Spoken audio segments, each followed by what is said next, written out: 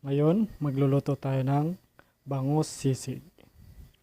Ang mga ingredients natin, isang pirasong bangus, boneless,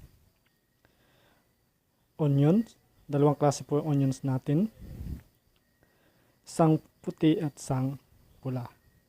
At yung ating ginger o luya, green na sili o yung siling tulis, salt and pepper to taste, oyster sauce 2 tablespoon, red bell pepper, yung ating pong celery, at yung siling pula o labuyo. Gagamit din po tayo ng mantika para sa pagpiprito ng ating bangus. Una po natin gagawin, irarab natin ng salt and pepper yung ating bangus bago po natin siya ipiprito.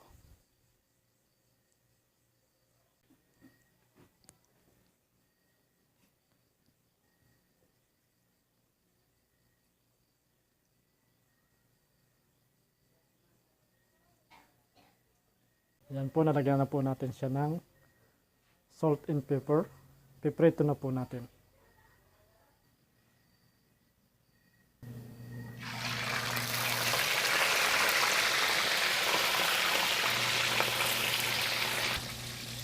Hintayin lang po natin maluto at gagawin natin flakes.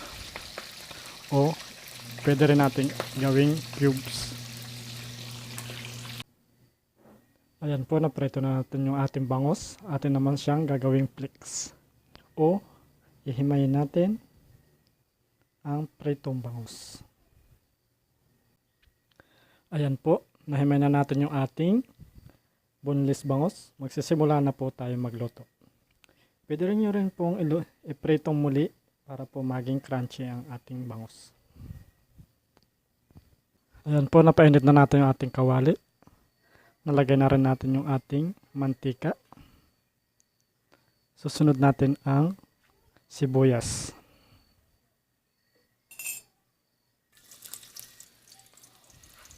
Luya.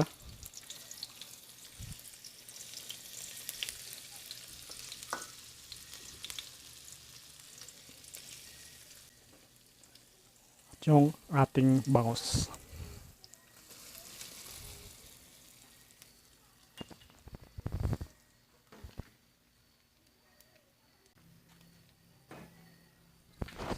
Salt and pepper, oyster sauce,